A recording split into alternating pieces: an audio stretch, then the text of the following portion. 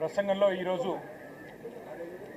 ప్రభుత్వం ఏదైనా కొత్త విషయాలు చెప్తుందేమో లేదా రాబోయే బడ్జెట్లో ప్రజలకిచ్చిన 420 హామీలు 420 హామీలు ఏవైతున్నాయో ఈ ప్రభుత్వం మరి ఆ 420 హామీలు 6 గ్యారెంటీల గురించి ఏమైనా కొత్త విషయాలు చెబుతారేమో లేదా గత 15 నెలల పేలవమైన అట్టర్ ఫ్లాప్ పరిపాలన ఏదైతే ఉందో దాని గురించి ఏమైనా ప్రాయశ్చిత్తం చేసుకునే విధంగా ప్రసంగం ఉంటుందేమో గవర్నర్ గారిదని చెప్పి మేమందరం కూడా భావించినాం, ఆశించినాం. కానీ ఇది గవర్నర్ గారి ప్రసంగం లాగా లేదు. ఒక మాటలో చెప్పాలంటే గాంధీ భవన్లో కాంగ్రెస్ కార్యకర్తల ప్రెస్ మీట్ లాగా ఉంది తప్ప గవర్నర్ గారి ప్రసంగం లాగా మాత్రం లేదు. పాపం పెద్ద ఆయన గవర్నర్ గారి నోటెంబడ కూడా చాలా అబద్ధాలు, ఒకటి కాదు రెండు కాదు, ఎన్నో అబద్ధాలు, ఎన్నో అర్ధసత్యాలు, ఎన్నో అసత్యాలు కూడా పాపం వారి నోటెంబడ కూడా పలకాల్సి రావడం మేము కూడా బాధపడతా ఉన్నాం. కాంగ్రెస్ సర్కారు యొక్క ఘోర వైఫల్యం వల్ల ఈరోజు రాష్ట్రంలో రైతాంగం ఆందోళనలో ఉంది. ఎక్కడికక్కడ పంటలు ఎండిపోతున్నాయి. రైతులు ఇప్పటికే 480 పైచిలకు మంది రైతులు ఆత్మహత్య చేసుకున్నారు. వాళ్లకు కనీసం ఒక్క మాట, వాళ్లకు సాంత్వన చేకూర్చే మాట, వాళ్లకు ఉపశమనాన్ని ఇచ్చే మాట, వాళ్ళకు భరోసానిచ్చే ఒక్క మాటనన్నా గవర్నర్ నోటెంబడి వస్తుందేమో. పంటలు ఎండిపోకుండా కాపాడుతాం, నీళ్ళు ఇస్తాం, బుద్ధి తెచ్చుకున్నాం, ఇకనైనా బుద్ధితో మెదులుతామని చెప్పి ఒక్క మాటన్నా చెప్తారేమో అనుకున్నాం. ఒక్క మాట కూడా వారి నోటెంబడ రాలేదు.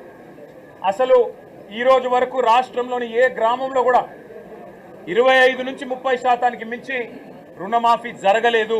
ఇది నిర్వివాదం. ఇది మేము శాసనసభలో పోయిన సమావేశాల్లోనే అడిగినాం. ముఖ్యమంత్రి గారు సొంత ఊరికి పోదామా, సొంత నియోజకవర్గానికి పోదామా, ప్లేసు, డేటు, టైము మీ ఇష్టం, ఊరు కూడా మీ ఇష్టం. ఒక్క ఊళ్ళో 100% రుణమాఫీ అయితే మేమందరం రాజీనామా చేసిపోతామని చెప్పి కూడా చెప్పినాం. కానీ మళ్ళీ ఈరోజు గవర్నర్ గారి నోటెంబడ రుణమాఫీ అయిపోయింది, లక్షలాది మంది రైతులు సంతోషంగా ఉన్నారు అని చెప్పి అబద్ధాలు చెప్పించి గవర్నర్ గారి స్థాయిని కూడా దిగజార్చి ఈ కాంగ్రెస్ ప్రభుత్వం మళ్ళొక్కసారి తన భ్రష్టత్వాన్ని, తన నీచత్వాన్ని బయటపెట్టుకుంది. పెట్టుబడి సాయం అందని రైతులు రుణమాఫీ కాక, పెట్టుబడి సాయం జరగక, కేసీఆర్ గారి టైంలో ఉండే రైతు బంధును కూడా కనీసం అమలు చేసే పరిస్థితి లేక ఆగమాగమైపోతుంటే ఇవాళ రైతు బంధు మొత్తం అందింది. అది మాత్రమే కాకుండా రైతు కూలీలకు కూడా సాయం చేస్తున్నామని చెప్పి గవర్నర్ గారి నోటెంబడ ఇవాళ అబద్ధాలు చెప్పించడం అంటే గవర్నర్ గారికి కూడా అవమానం. ఇది వారు కూడా గుర్తించాలని చెప్పి కూడా మేము కోరుతా ఉన్నాం. సాగునీటి సంక్షోభం రోజు రోజుకు తీవ్రమవుతా ఉంది. కేవలం కేసీఆర్ గారి మీద గుడ్డి ద్వేషంతో, మా పార్టీ మీద గుడ్డి కోపంతో అక్కడ మేడిగడ్డను రిపేర్ చేయకుండా 15 నెలలు ఎండబెట్టడం వల్ల ఇవాళ మొత్తం గోదావరి పరివాహక ప్రాంతంలో ఎండిపోతున్న ప్రతి ఎకరా పంటకు బాధ్యత తీసుకోవాల్సింది రేవంత్ రెడ్డి అనే ఈ ముఖ్యమంత్రి. రేవంత్ రెడ్డి అనే చేతగాని ముఖ్యమంత్రి వల్ల ఈరోజు రాష్ట్రంలో లక్షలాది ఎకరాల్లో పంటలు ఎండిపోతుంటే, ఆ పంట ఎండిపోయి అవస్థలు పడుతున్న రైతులు, తమ పొలాన్ని నిప్పు పెట్టుకుంటున్న రైతులు, తమ పొలంలో ఇలా గొర్రెలను మేకలను మేపుతున్న రైతులు వాళ్ళు ఎదురు చూసిండ్రు గవర్నర్ గారి ప్రసంగం నుంచి. ఒక్క మాటన్న వస్తుందేమో, మేము పంటలను ఎండిపోకుండా కాపాడుతాం, మేమున్నాం, ఈ ప్రభుత్వం భరోసా ఇస్తున్నది, మీకు రిపేర్ చేస్తాం మేడిగడ్డను, ఇన్ని రోజులు కేసీఆర్ గారి మీద గుడ్డి కోపంతో తప్పు చేసినాం అని ప్రాయశ్చిత్తం చేసుకుంటారు అనుకున్నాం. ఆ సోయి కూడా ఈ ప్రభుత్వానికి లేదు. కనీసం ఒక్క మాట మాత్రంగా కూడా ఎండుతున్న పంటలు, సాగునీటి సంక్షోభం, 480 మంది రైతుల ఆత్మహత్యలు, వాటి గురించి ఒక్క మాట కూడా మాట్లాడకపోవడం అంటే రేవంత్ రెడ్డి ప్రభుత్వం యొక్క ప్రాధాన్యతలు ఎట్లా ఉన్నాయో దీన్ని బట్టే అర్థం చేసుకోవచ్చు. ఇవాళ భారతదేశంలో బహుశా ఏ రాష్ట్ర సెక్రటేరియట్లో జరగని అత్యంత ఘోరమైన, నీచమైన పరిస్థితి మన రాష్ట్ర సెక్రటేరియట్లో జరిగింది. 20% కమిషన్ ఇయ్యందే ఇక్కడ బిల్లులు వస్తలేవు అని చెప్పి కాంట్రాక్టర్లు ఆర్థిక శాఖ మంత్రి, ఉప ముఖ్యమంత్రి గారి ఛాంబర్ ముంగట ధర్నా చేసే పరిస్థితి రాష్ట్రంలో బహుశా ఎన్నడూ కూడా గతంలో లేదు. మరి భారతదేశంలో కూడా బహుశా ఎక్కడా లేదని నేను అనుకుంటా ఉన్నా. ఇవాళ 20% కమిషన్ తప్ప విజన్ లేని ప్రభుత్వం ఇది. ఈ విజన్ ఉంది, ఆ విజన్ ఉంది, ఏఐ, డేటా సైన్సెస్ అని పెద్ద పెద్ద మాటలు. విజన్ లేదు, మన్ను లేదు, కమిషన్ తప్ప. No vision, only commission, only 20% commission అనే విధంగా ఇవాళ ప్రభుత్వాన్ని నడుపుతూ ఢిల్లీకి మూటలు పంపుతూ ఇక్కడ చిన్న కాంట్రాక్టర్లను, సర్పంచ్లను, చిన్న చిన్న వ్యక్తులను వేధించి చివరికి ఓవర్సీస్ స్కాలర్షిప్లు ఇవ్వకుండా, గురుకులాల్లో తిండి పెట్టకుండా ఈరోజు పిల్లల్ని చంపుతున్న అరాచక ప్రభుత్వం రేవంత్ రెడ్డి ప్రభుత్వం, కాంగ్రెస్ ప్రభుత్వం. కనీసం గురుకులాల్లో ఉండే అధ్వాన్నమైన పరిస్థితుల గురించి ఒక్క మాట చెప్తారేమో అనుకున్నాం. దాని గురించి ఒక్క మాట లేదు. చనిపోయిన 83 మంది పిల్లలకు కనీసం ఒక మాట సానుభూతి చెప్పి సంతాపం చెప్తారేమో అనుకున్నాం. ఒక్క మాట కూడా వారి గురించి ప్రస్తావన లేదు.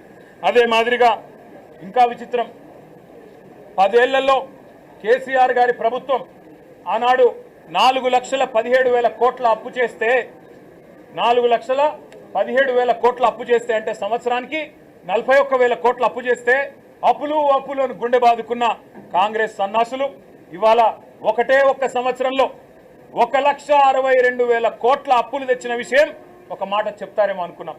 సరే, కేసీఆర్ ప్రభుత్వం కొత్తగా ఏర్పడ్డ తెలంగాణకు ఒక బలమైన పునాది వేయాలని బ్రహ్మాండమైన పథకాలు, రైతులకు వ్యవసాయానికి మాత్రమే 10 ఏళ్లలో కేసీఆర్ ప్రభుత్వం ఖర్చు పెట్టింది దాదాపు 4.5 లక్షల కోట్లు. రైతు బంధు రూపంలో 73,000 కోట్లు, రుణమాఫీ రూపంలో 28,000 కోట్లు, ఇరిగేషన్ ప్రాజెక్టుల రూపంలో, అదేవిధంగా వ్యవసాయ పనిముట్ల రూపంలో, మెకనైజేషన్ రూపంలో, డ్రిప్ రూపంలో, సబ్సిడీల రూపంలో, ఉచిత విద్యుత్ రూపంలో మొత్తం 4.5 లక్షల కోట్ల రూపాయలు తెలంగాణలోని 70 లక్షల మంది రైతులకు ఇవ్వడం వల్ల ఇవాళ భారతదేశంలో తెలంగాణ వరిధాన్యం ఉత్పత్తిలో నెంబర్ 1 అయ్యింది. కానీ ఇవాళ గవర్నర్ గారి ప్రసంగంలో ఏం చెప్పుకుంటున్నారు? భారతదేశంలోనట రేవంత్ రెడ్డి ఉద్దారకం వల్ల తెలంగాణ నెంబర్ 1 అయిందట వరిధాన్యం ఉత్పత్తిలో. ఏది సంవత్సరం 14 నెలల్లో నువ్వు పంటలు ఎండబెట్టడం వల్ల, రైతు బంధు ఇవ్వకపోవడం వల్ల, కరెంటు అస్తవ్యస్తం చేయడం వల్ల, రైతుల ఆత్మహత్యల వల్ల వరిధాన్యం ఉత్పత్తి పెరిగిందా? సిగ్గన్నా ఉండాలి మాట్లాడడానికి, ప్రభుత్వానికి కనీసం సోయన్నా ఉండాలి. ఇవాళ లక్షల ఎకరాల్లో పంటలు ఎండిపోతుంటే కనీసం ఓదార్చడానికి ఒక మంత్రి దిక్కులేడు, కనీసం ఒక కాంగ్రెస్ ఎమ్మెల్యే లేడు. ఊళ్ళల్లో పోతే కాంగ్రెస్ ఎమ్మెల్యేని తరిమి కొడుతున్నారు. ఏది రైతు బంధు, ఏది రుణమాఫీ, ఎక్కడ తెచ్చిండ్రు మీరంతా అని చెప్పి ఊళ్ళల్లో ఇవాళ తరిమి కొడుతున్న పరిస్థితులను దాచిపెట్టే ప్రయత్నం గవర్నర్ గారి ప్రసంగం ద్వారా చేసిన మాట. 1,50,000 కోట్లు, 1,62,000 కోట్లు అప్పు చేసి ఒక్కటంటే ఒక్కటి కూడా పథకాన్ని ప్రారంభించని ఒక అసమర్థ ప్రభుత్వం రేవంత్ రెడ్డి ప్రభుత్వం. కేవలం కుంభకోణాలు, 20% కమిషన్లు, 30% ల్యాండ్ డీల్స్.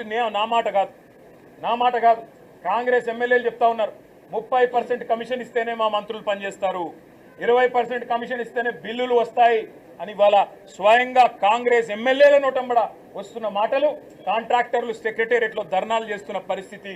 ఈ దుస్థితి గురించి గవర్నర్ గారు ఏమన్నా చెబుతారేమో. అవినీతి రహితంగా ప్రభుత్వాన్ని నడిపే ప్రయత్నం చేస్తాము, ఢిల్లీకి మూటలు పంపే దానిలో బిజీగా ఉన్నా, పదవులు కాపాడుకోవడం కోసం ఢిల్లీకి మూటలు తప్పకపోయినా కనీసం ఇకనైనా సర్దుకుంటాము, సరి చేసుకుంటామని ఒక్క మాట చెప్తారేమో అనుకున్నాం. దాని ప్రస్తావన లేదు.